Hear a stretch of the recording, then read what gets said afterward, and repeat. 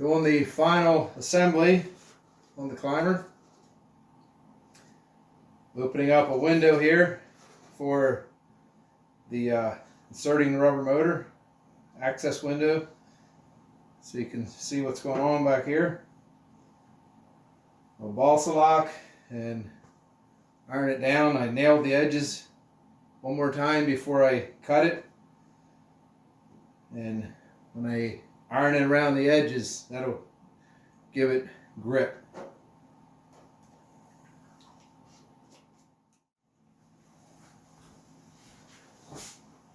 This balsa lock is water based, so fairly handy for cleaning a brush. I did play with my prop a little bit. I tweaked this hinge here to get a little better alignment along the fuselage.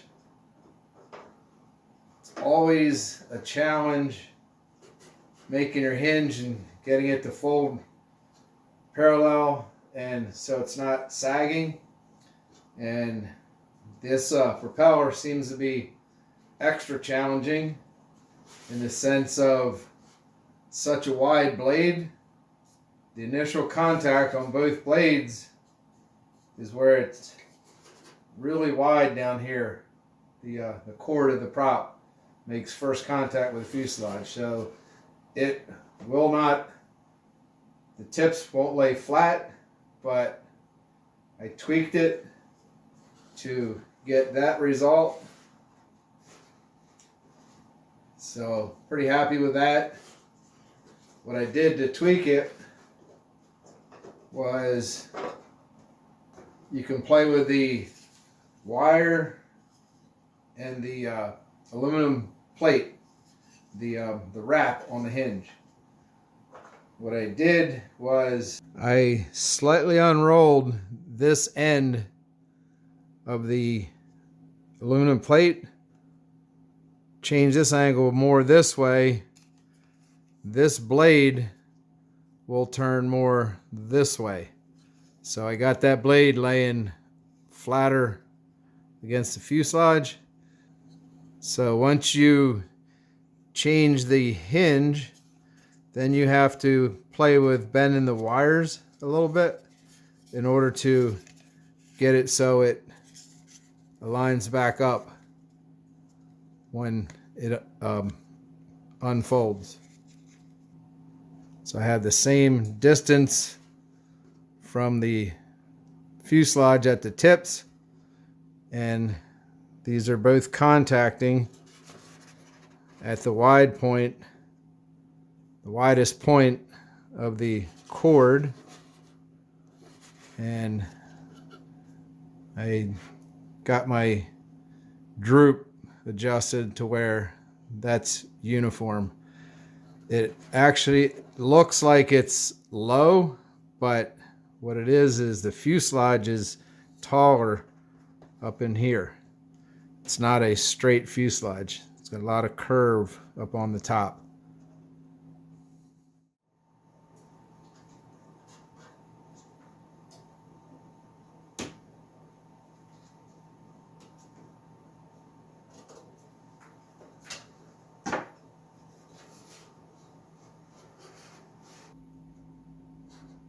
There's some nice neat edges ironed down and rubbed down. Seems like the fibers on light span, when you rub it in with heat, they really lock down. I also have the hole cut out for my rear peg, so now I can see through this access hole when I bring the rubber motor in with the pushing stick, as far as putting the rear peg through the loop of rubber motor.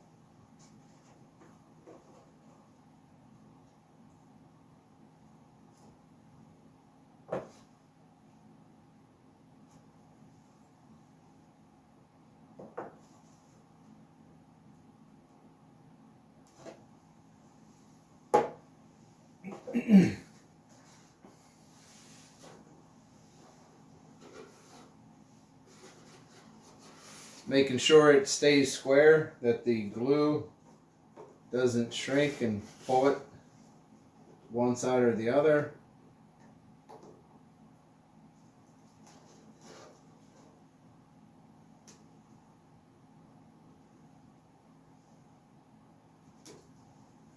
Okay, time to glue these plates on for my stabilizer tilt and the block on the fuselage for the where it dethermalizes, where it pivots against. This block right here.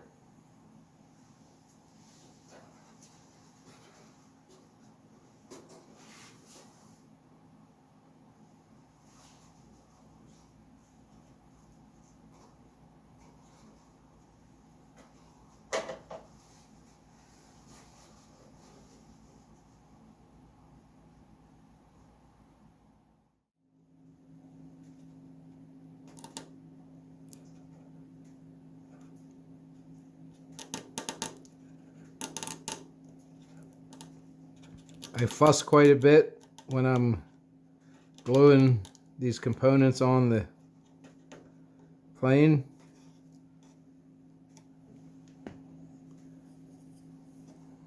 I always cut the covering out so I can glue wood to wood, and I stay like a 1/16 of an inch inside my lines. Like, I'm going to glue this block down. That way the covering is trapped underneath the block. Take care of my covering. So this is going to go on here. Have the stop block glued on and the bottom plywood platform with the relief cut out for the rudder when it tips up. And I have everything hardened with CA. It also waterproofs the wood. Here is how it works. So I have my screw adjusted for a little bit of stab tilt. I'll have to check it when I get the wing on. Everything lines up. And when this tilts up, pivots on that stop block. This plate was aligned in that jig, so I have the rudder square and the stabilizer level. And then, since everything's pivoting on the corner of this plywood plate, I also tied it in with a small bead of epoxy to the stabilizer. Cut a little bit of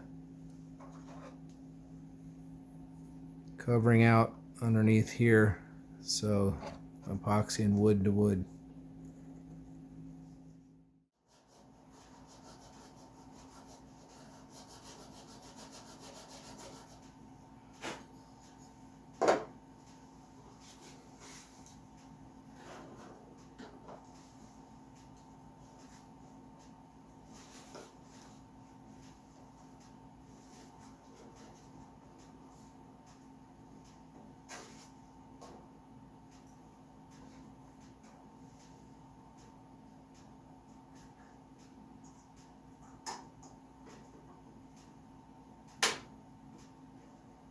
Should work now. Dethermalizer.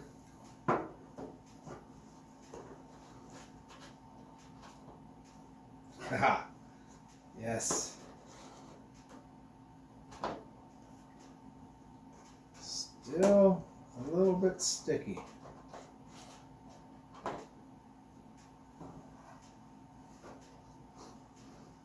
I have this stabilizer keyed. These keys right here to line everything up when it's brought back down. Got the wire on. Just put the rubber band on there. There it is. I don't have the timer and the string hooked up yet, but I got the mechanics working. Nice.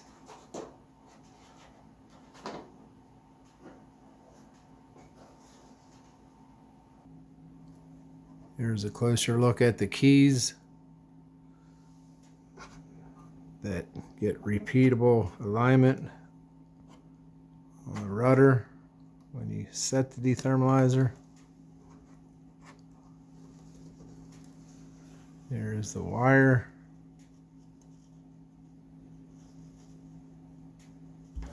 Then you got your rubber band going underneath the fuselage.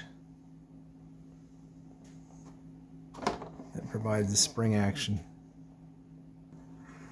So the concept is simple enough. Takes a little fiddling to fabricate everything.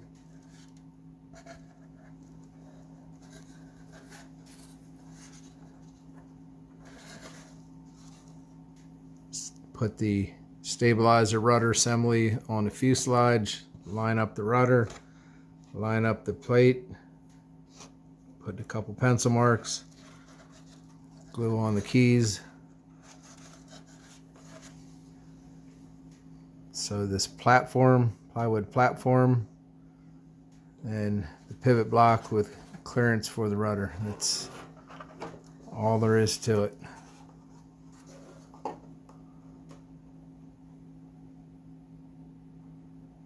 .45 degrees is what we're looking for. Sure, I got more than that. Have the wing setting on the fuselage. I adjusted the screw for stabilizer tilt on this platform. Probably a little more than 1/32 of an inch, maybe a 1/16.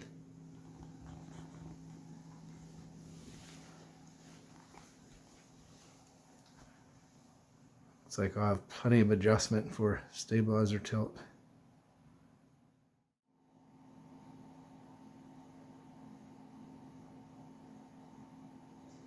It's time to make the dethermalizer setup work. I promise you, you make a free flight model airplane out of junk. I have some 1/16 OD aluminum tubing, a piece of braided fishing line, piece of 32nd plywood, and a bead. This is for actuating the dethermalizer. This line will be coming from the timer, make a 90-degree bend, go up to the stabilizer.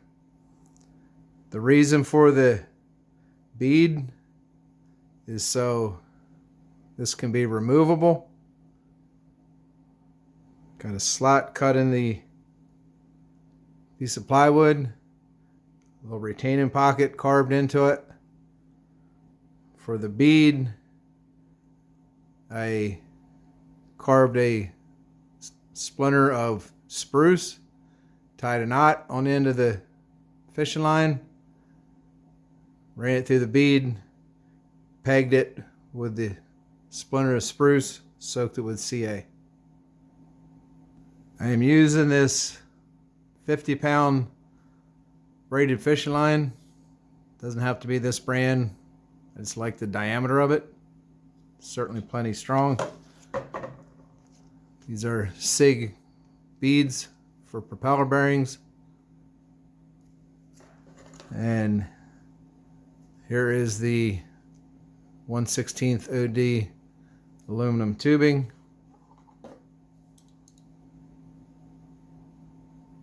I think it's just K&S soft aluminum tubing.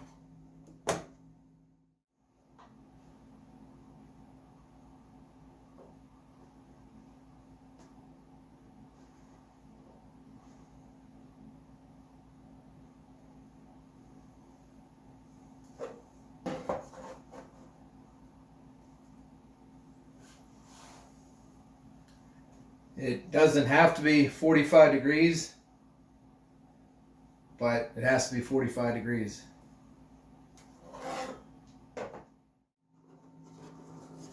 Here's how I set up my dethermalizers. This bay has the 1/8 inch balsa fill. That's where I'll mount my timer. I've added this 30-second plywood plate, a short piece of that aluminum tubing glued to it. It has a slight bend away from the fuselage so the bead doesn't jam. At this point, I have the bead pegged but not glued, so it's tight enough to hold against the rubber band, but I can adjust the angle on my stabilizer still. Moving back, here is the aluminum tubing making a 90-degree bend, and the line going up to the plywood plate that I've glued on here with the other bead. Another thing to take note is this wire has a slight outward bend to it so that the rubber band don't bind on the line and jam your DT.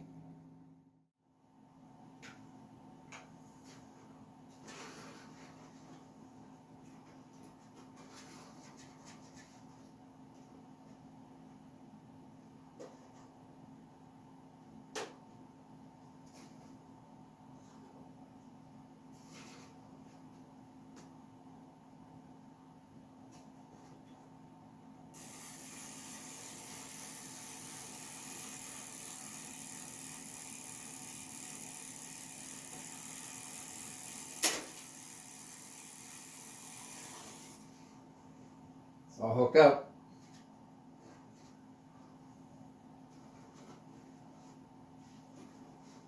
I have the timer in here, all mounted up. Yeah, here's how you work the timer. Turn this dial, set your time. These are 1 minute increments. It's a 6-minute timer. Here's a tripwire. Rubber band hooks on here. When the slot lines up, that releases. So turn it back off. Dial in a few seconds so the wire can't come out of the slot.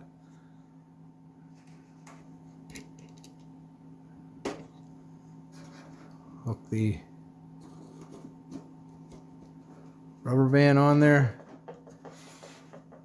That resets the DT.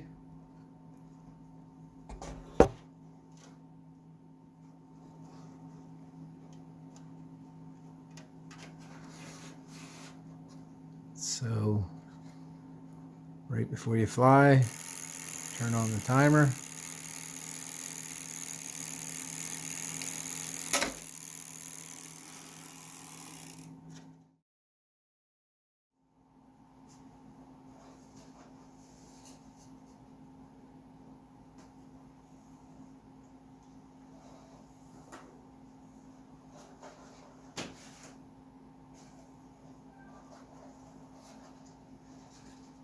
It's ready to fly.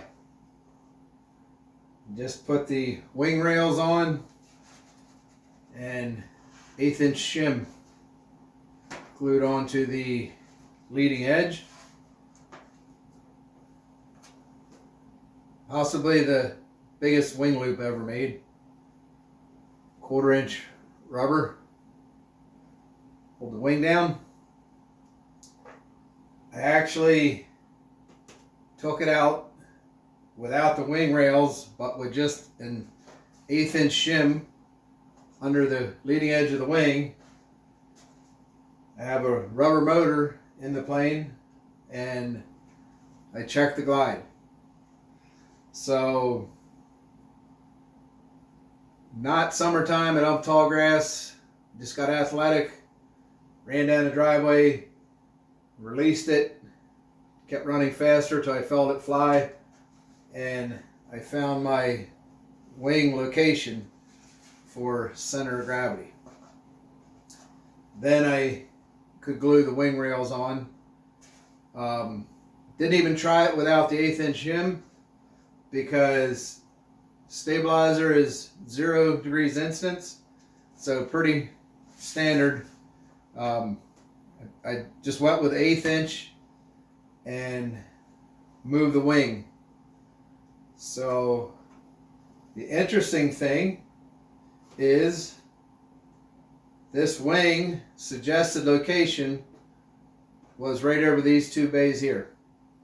I ended up with it being half a bay forward, which is a testament to the lightweight balsa. Proper balsa grade and design in the tail. Not tail heavy. This tail heavy, you'd have to move the wing farther back, so you lengthen the nose. So I like that. It's quality. Something to make a guy happy when your weights come out right as far as your balsa. But I never add weight, nose weight, to a stick fuselage contest plane because you can just change your wing location. It doesn't make any sense to me. What does it matter if it's an inch this way or that way? One thing I did notice, this design, here's my center of gravity. So again, these boys knew what they were doing back then. It is about dead center from the prop shaft hook to the rear motor peg. So therefore, whatever motor, I didn't even have to put the motor in, but I also weighed it, the all-up weight of the model, but it wouldn't change the center of gravity. But I did it anyway, so there's no question that I get my wing location correct and I could glue down my wing rails. This is for wear. Get the wing up off the covering so you're not rubbing on the covering. And the model with the 1/8 inch shim under the front of the wing, the leading edge, actually glided best at 75% of the chord of the wing, which it's a contest model. It's got a big lifting stabilizer, so it's carrying part of the weight. Very rearward CG. So I'm going to put this together and it's picture time.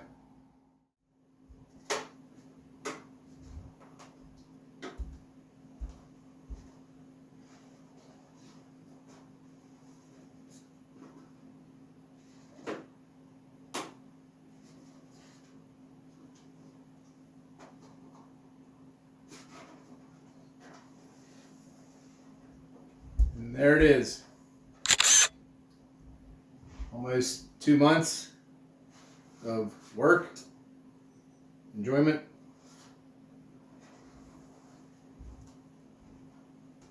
That's something.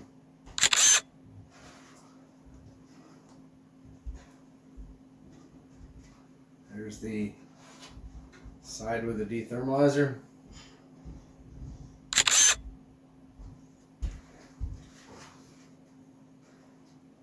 I have it marked. So that's 75% back from the leading edge where it balances. So I have 75, 70, and 65. 65 would be windier days when you want it to penetrate better. It'd be like a nominal, the 70% all around. 75 is when dead calm day you really want it to float.